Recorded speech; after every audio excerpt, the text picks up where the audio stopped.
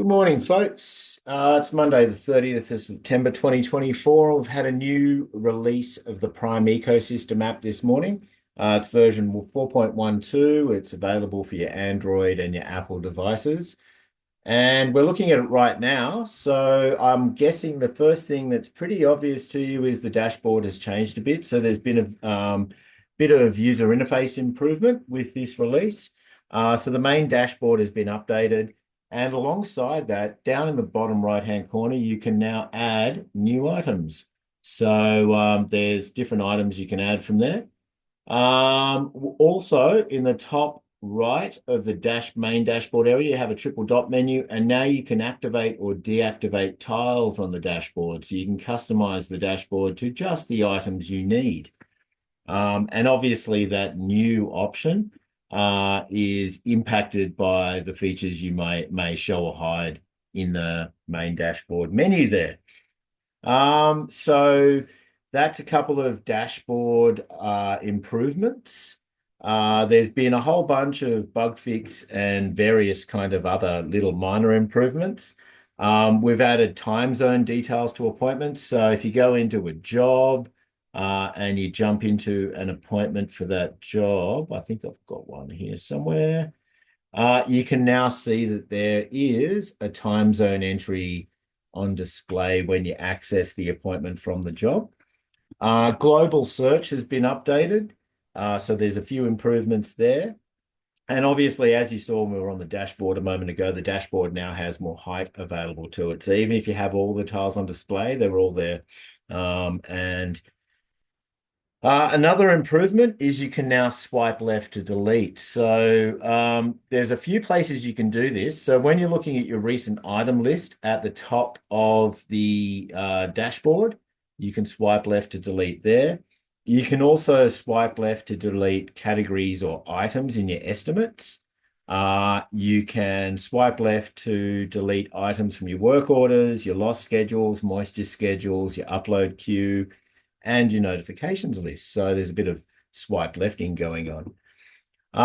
A new addition to the app is we can now embed site forms. So if I go and add a new site form, I'll just quickly pick a job and oops, I need a form. I'm going to use my completion certificate.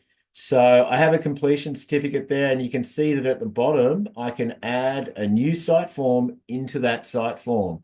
So once again, I can select any of my templates, but I haven't got this working very well right now, but you can add new site forms into your site form.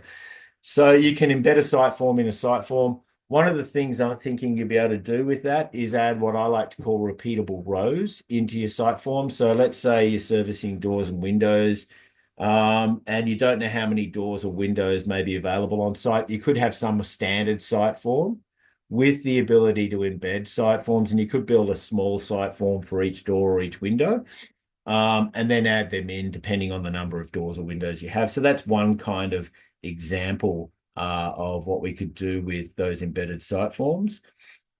Other improvements that have been made with this release, the calendar widget's been updated. And finally, the estimates system has had an update. So you can now add your predefined estimate categories directly into your estimates. There's a new reorder process. So I'll just see if I can get into a job and maybe we'll create a new estimate and have a quick look at some of these features.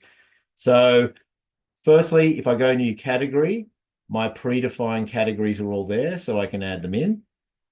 I'm just going to import one of our templates just to get some stuff into the estimate.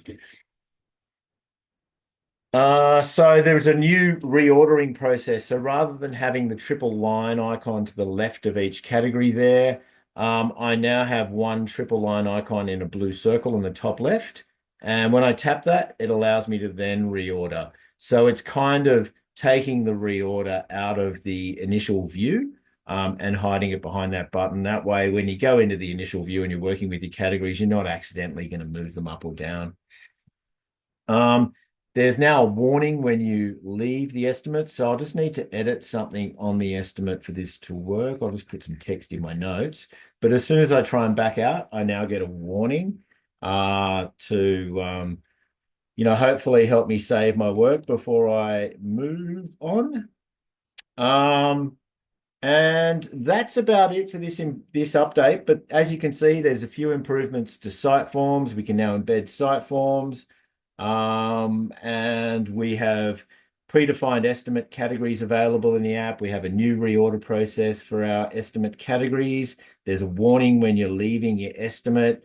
You can also add item notes on reference fields, which I quickly did while I was mucking around with that estimate. We've got the swipe left ability for deletion, some calendar widget improvements, time zone details being added to appointments, updated global search, dashboard improvements, and a whole swathe of various bug fixes and other minor improvements. I hope you enjoy the rest of your Monday and have a great day.